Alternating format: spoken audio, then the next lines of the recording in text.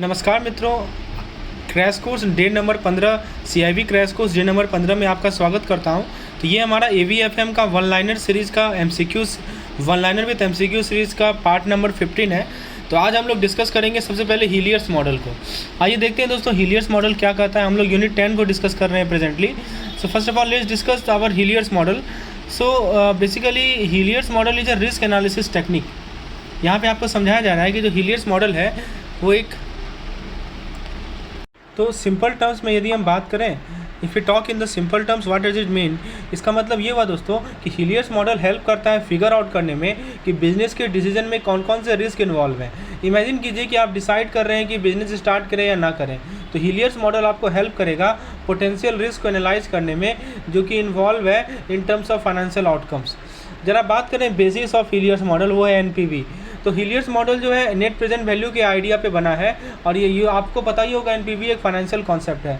तो यदि आप किसी प्रोजेक्ट में पैसा इन्वेस्ट करना चाह रहे हैं तो NPV आपको हेल्प करेगा ये समझने में कि फ्यूचर कैश फ्लो का करंट वैल्यू क्या होगा। तो हीलियर्स मॉडल को यूज़ किया जाता है रिस्क को इवेल्युएट करने के लिए। यदि हम बात करें professor Frederick S Hillier Stanford University के, इन्होंने इस मॉडल के साथ आए थे। तो फ्रेंड्स नेक्स्ट पॉइंट है, हीलियर्स ने देखा कि कितना अनसर्टेन कैश फ्लो है वो bye checking how much it varies from average. Imagine कीजिए वेदर फॉरकास्ट का, यदि आप स्पेसिफिक टेम्परेचर कल के लिए फोरकास्ट करते हैं लेकिन आप कहते हैं कि बड़ा चेंज हो सकता है, बड़ा चांस है कि कुछ डिग्री कम होगा, ठीक है। तो uncertainty is like Hillier's is talking about, वही अनसर्टेनिटी के बारे में बात की जा रही है कि हीलियर ये कह रहे हैं कि कितना अनसर्टेन कैश फ्लो है ये आप पता कर सकते हैं bye checking how much it varies from average, यानी एवरेज से ये कितना वेरी कर रहा है। दोस्तों यहाँ पे एक टर्म है सिमुलेशन। अच्छा एक और पॉइंट को समझिए, यदि मीन से डेविएशन कम है मतलब रिस्क कम है, मीन से डेविएशन ज़्यादा है मतलब रिस्क ज़्यादा है।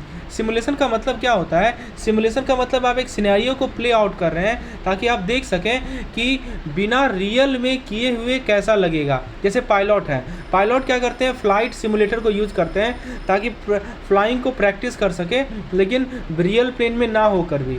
इससे क्या होता है, वो लर्न करते हैं और प्रिपेयर करते हैं बिना एक्चुअल रिस्क का। तो ये होता है हमारा सिमुलेशन। अब एक टर्म है डिसीजन ट्री मेथड। दोस्तों डिसीजन ट्री एक तरह का मेथड है कि आप मैप ऑफ चॉइसेस को ड्रॉ कर रहे हैं, उसके पॉसिबल आउटकम को ड्रॉ कर रहे हैं, यानी चॉइसेस के जो पॉसिबल आउटकम है उसे ड्रॉ कर रहे हैं। इसको आप ऐसे सोचिए कि आप एक जॉब ऑफर को लें या ना लें, आप डिसाइड कर रहे हैं। तो डिसीजन ट्री क्या करेगा, salary, work hour, potential for growth, इन सभी चीज़ों को मैप आउट करेगा जिससे आप पॉसिबल रिजल्ट देख सकते हैं प्रत्येक चॉइस का। यही होता है हमारा डिसीजन ट्री मॉडल। यदि हम बात करें elements of decision tree model की, तो डिसीजन ट्री में ब्रांचेज होते हैं। तो फ्रेंड्स डिसीजन ट्री में क्या होते हैं, डिसीजन ट्री में हमारे ब्रांचेज होते हैं एंड जिसको हम लोग ऑप्शंस कह सकते हैं, और नोड्स होते हैं। नोड्स मतलब रिजल्ट्स होता है। हर एक ब्रांच के एंड में क्या होता है, नोड्स होता है। तो ब्रांच रिप्रेजेंट करता है डिसीजन को और नोड्स रिप्रेजेंट करता है हमारे ब्रांच रिप्रेजेंट करता है ऑप्शन को और नोट्स रिप्रेजेंट करता है रिजल्ट को।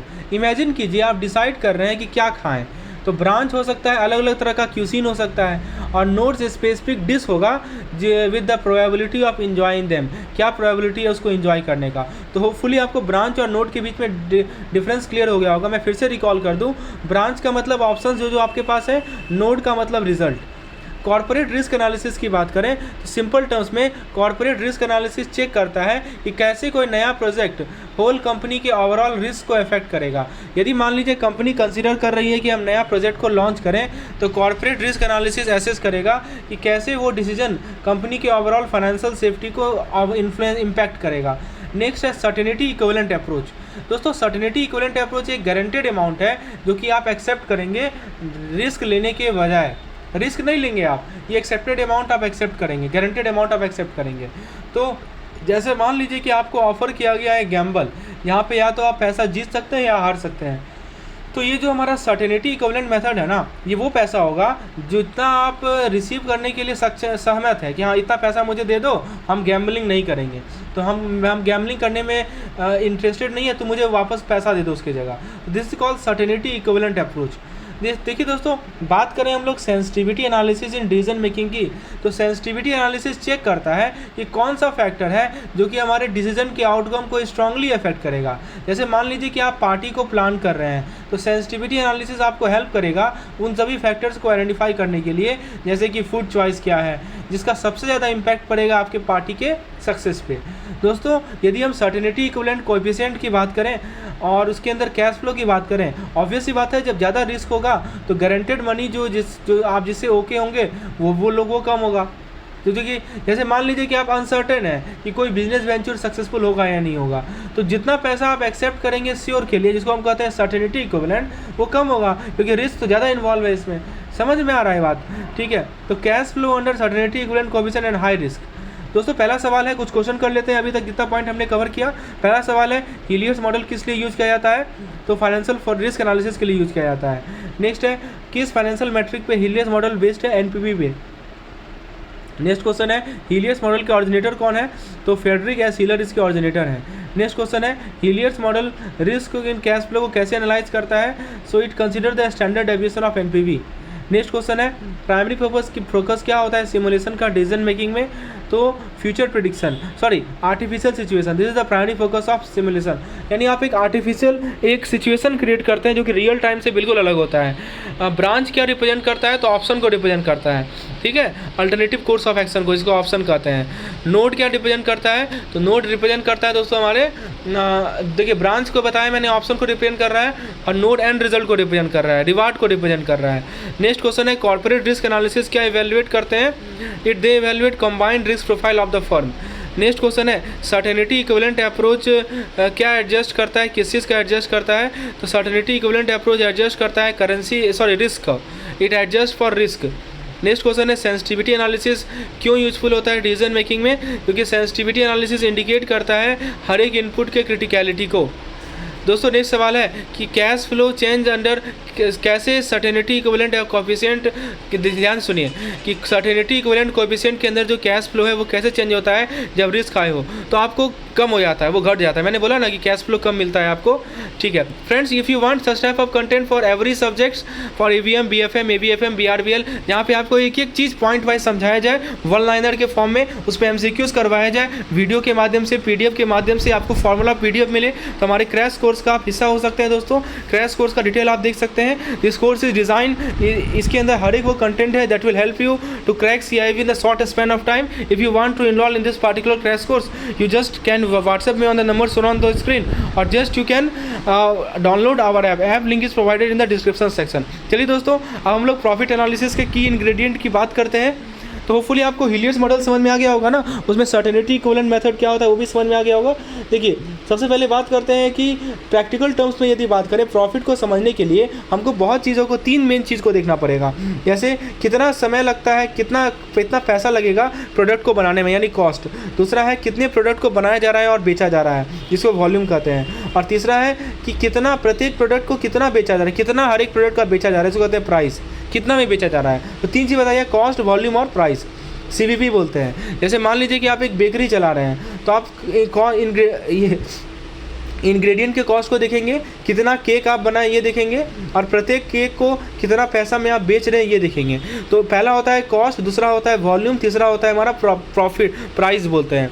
तो दोस्तों कॉस्ट की कंपोनेंट की बात करें तो दो पार्ट होता है, एक होता है फिक्स्ड कॉस्ट जैसे रेंट हो गया जो कि हमेशा सेम रहेगा, एक होता है वेरिएबल कॉस्ट जैसे कि रॉ मटेरियल का कॉस्ट है जो कि प्रोडक्शन के साथ चेंज होता है। जैसे मान लीजिए कि आप एक पिज्ज़ा प्लेस रन कर रहे हैं तो रेंट वहाँ का फिक्स कॉस्ट हो गया, और जो चीज़ का कॉस्ट है वो वेरिएबल कॉस्ट है क्योंकि ये डिपेंड करता है कि आप कितना पिज्ज़ा बनाते हैं।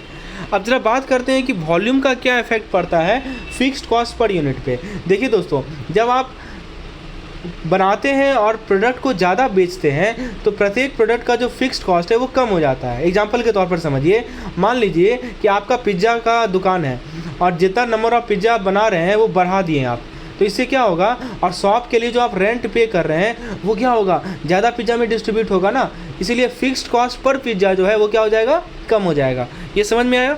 उसके बाद नेक्स्ट टर्म है वेरिएबल कॉस्ट वेरिएशन। देखिए दोस्तों वेरिएबल कॉस्ट भी चेंज होता है नंबर से, और किस तरह का प्रोडक्ट आप बना रहे हैं और कैसे आप उसे बना रहे हैं। एग्जाम्पल के तौर पर यदि आपका बेकरी जो है ग्लूटेन फ्री केक बनाना शुरू कर दे तो जो कॉस्ट होगा इंग्रेडिएंट का वो वेरिएबल कॉस्ट कहलाएगा, वो डिपेंड करेगा प्रोडक्ट मिक्स पे। अब जरा देखते हैं कि हायर प्रोडक्शन वॉल्यूम का कॉस्ट पे क्या इम्पैक्ट पड़ता है। देखिए ज़्यादा प्रोडक्ट बनाना ये कॉस्ट पर प्रोडक्ट को कम कर देता है, लेकिन फैसिलिटी को एक्सपेंड करना नया कॉस्ट ऐड कर लेता है। जैसे मान लीजिए आप ज़्यादा पिज़्ज़ा बनाने लगे तो प्रत्येक पिज़्ज़ा का जो कॉस्ट होगा वो तो कम हो जाएगा, लेकिन यदि आपको बड़ा ओवन चाहिए तो आपका एडिशनल कॉस्ट होगा ना। अब ज़रा बात करते हैं कि सेल्स वॉल्यूम, मार्केटिंग कॉस्ट और प्राइसिंग में क्या रिलेशन है। देखिए, ज़्यादा बेचना मतलब ये हुआ कि आप मार्केटिंग भी ज़्यादा करेंगे, प्राइसिंग जो है प्रॉफिट को अफेक्ट करेगा, और जब आप पैसा बनाना स्टार्ट करेंगे, एग्जांपल लेते हैं, जैसे मान लीजिए कि आपने डिसाइड किया कि हम ज़्यादा से ज़्यादा केक बेचेंगे, तो आप ऑब्वियस सी बात है कि आप एडवर्टीज़मेंट पे भी ज़्यादा खर्चा करेंगे, ठीक है। तो जो प्राइस आपने केक के लिए सेट किया है वो इन्फ्लुएंस होगा जब आप प्रॉफिट बनाना शुरू करेंगे। सेल्स रियलाइजेशन का क्या मतलब होता है कि यदि आप प्रोडक्ट को ज़्यादा प्राइस पे बेचें, इससे आप ब्रेक इवन कर सकते हैं। ब्रेक इवन का मतलब समझते हैं ना, कि एक ऐसा पॉइंट जहाँ पे आप सारा कॉस्ट को कवर कर लें। जैसे मान लीजिए कि प्रत्येक पिज़्ज़ा को आप हायर प्राइस पे बेच रहे हैं, तो आप एक पॉइंट तक पहुँच जाएंगे जहाँ पे सारे कॉस्ट को आप क्विकली कवर कर सकेंगे। अब जरा बात करते हैं volume direct impact on absolute profit. देखिए, ज़्यादा प्रोडक्ट बनाना और उसे बेचना ये डायरेक्टली इंक्रीज़ करता है कितना पैसा आप बना सकते हैं। यदि आप ज़्यादा से ज़्यादा केक बेचेंगे तो आपका टोटल प्रॉफिट क्या हो जाएगा, बढ़ जाएगा। यदि हम बात करें relevant cost concept in decision making की, दोस्तों जब भी डिसीजन लिया जाता है ना, तो जो कॉस्ट पे जो फोकस होता है जो कि अफेक्ट होगा डिसीजन से, ये सारे के सारे रिलेवेंट कॉस्ट होते हैं। हम हर एक वो कॉस्ट को इग्नोर कर देंगे जो कि चेंज होगा ही नहीं। मैं फिर से बता रहा हूँ, इमेजिन कीजिए आप ये डिसाइड कर रहे हैं कि डीजल यूज करें या पेट्रोल यूज करें, डीजल कार यूज करें या पेट्रोल कार यूज करें ट्रिप के लिए, तो केवल आप फ्यूल का कॉस्ट देखिए जो कि डिसीजन से रिलेवेंट है। जब भी आप डिसीजन लें, कॉस्ट पे फोकस कीजिए जो कि आपके डिसीजन से अफेक्टेड होगा। ये पॉइंट समझ में आया? अब जरा बात करते हैं कि हमारा रिलेवेंट कॉस्ट और इररिलेवेंट कॉस्ट क्या होता है। यहाँ पे देखिए बताया जा रहा है। देखिए, रिलेवेंट कॉस्ट जो है डिसीजन के साथ चेंज होगा और इररिलेवेंट कॉस्ट आपका डिसीजन के साथ चेंज नहीं होगा। मान लीजिए कि आटा के लिए आपके पास 2 सप्लायर है, आपको डिसाइड करना है किससे आटा ले, ठीक है। तो जो प्राइस डिफरेंस है ना दोनों सप्लायर के बीच में, वही रिलेवेंट है, ठीक है। डिलीवरी कॉस्ट जो कि सेम होगा दोनों के लिए, वो क्या होगा, इररिलेवेंट होगा। दोस्तों आपको मैं रिलेवेंट कॉस्ट का एक इलस्ट्रेटिव एग्जांपल प्रोवाइड करता हूँ। जब आप डिसाइड करें कि डीजल कार यूज करें या पेट्रोल कार यूज करें जर्नी के लिए, तो केवल वही कॉस्ट को कंसिडर करें जो कि चेंज होगा। जैसे मान लीजिए कि आप कंपेयर कर रहे हैं किसी डीजल कार को ड्राइव करने का कॉस्ट और पेट्रोल कार को ड्राइव करने का कॉस्ट किसी लंबे ट्रिप के लिए, तो आपका फोकस कहाँ होना चाहिए कि जो ईंधन का जो फ्यूल का कॉस्ट होगा, क्योंकि वही तो अंतर होगा, ठीक है। आप रोड टैक्स के बारे में वैरी करेंगे क्या? आप रोड टैक्स के बारे में सोचेंगे क्या? बिल्कुल नहीं सोचेंगे। आप इंश्योरेंस के बारे में सोचेंगे क्या? नहीं सोचेंगे। क्यों? क्योंकि रोड टैक्स और इंश्योरेंस जो है सेम रहेगा, चाहे आप डीजल कार यूज करें या पेट्रोल कार यूज करें। समझ में आ रहा है? तो ये हमारा सबसे बेस्ट एग्जाम्पल है रिलेवेंट कॉस्ट का। यानी जब भी आप डिसीजन ले तो सबसे पहले आप देखें कि which cost is more relevant, और रिलेवेंट कॉस्ट वो कॉस्ट होता है जो कि ऑब्वियसली चेंज होता है। Now let's do some MCQ. पहला सवाल है कि कौन सा की इंग्रेडिएंट है किसी प्रॉफिट एनालिसिस का? तो 3 चीज़ मैंने बताया, कॉस्ट, वॉल्यूम और price. So these 3 are the key ingredient. दूसरा सवाल है कॉस्ट का 2 मेन कंपोनेंट कौन सा होता है? अभी मैंने बताया आपको, एक होता है फिक्स कॉस्ट, एक होता है वेरिएबल कॉस्ट। तीसरा सवाल है कि फिक्स कॉस्ट पर यूनिट कैसे बदलता है जब प्रोडक्शन वॉल्यूम बढ़ता है? तो मैंने बताया था आपको कि यदि आप ज़्यादा से ज़्यादा पिज्ज़ा बनाने लगेंगे और रेंट वही का वही है, तो जो fixed cost per unit production है वो आपका घट जाएगा। देखिए, पॉइंट को मैंने कंसेप्चुअली क्लियर किया है, and that is how you should clear your concept and then solve the MCQ. And this crash course is designed to fulfill the same needs of each and every aspirant. Now let's see the next question. इनमें से कौन सा factor है जो कि variable cost के variance को influence करता है? Volume, fix cost, historical data, product type. तो वॉल्यूम इफेक्ट करता है दोस्तों वेरिएबल कॉस्ट के वेरिएंस को। टिपिकल इम्पैक्ट क्या होता है हायर प्रोडक्शन वॉल्यूम का कॉस्ट पे? तो ऑब्वियस ही बात है, यदि प्रोडक्शन वॉल्यूम आप बढ़ा देंगे तो कॉस्ट घट जाएगा। क्या रिलेशनशिप है सेल्स वॉल्यूम, मार्केटिंग कॉस्ट और प्राइसिंग में? तो डायरेक्ट रिलेशनशिप का रिलेशनशिप है। यदि हायर सेल रियलाइजेशन जो है ब्रेक इवन पॉइंट में क्या करता है? तो यदि आपका सेल्स रियलाइजेशन हायर होगा तो ब्रेक इवन पॉइंट पहले आ जाएगा। डायरेक्ट इम्पैक्ट क्या पड़ता है वॉल्यूम का एब्सोल्यूट प्रॉफिट पे? तो ऑब्वियसली डायरेक्ट इम्पैक्ट पड़ता है। दोस्तों प्राइमरी डिस्टिंक्शन क्या है रिलेवेंट कॉस्ट कंसेप्ट और decision making? So primary distinction is relevant and irrelevant cost. Relevant cost को कैसे डिफाइन किया जाता है? कॉस्ट अफेक्टेड बाय डिसीजन, उसे कहते हैं रिलेवेंट कॉस्ट। ठीक है, चलिए तो दोस्तों बाकी का कंटेंट पेड मेंबर को प्रोवाइड किया जाएगा। If you want to access all this content, enrol in our CIB crash course programme, you will get access to all the videos, PDF, mock test and also formula PDF. Thank you.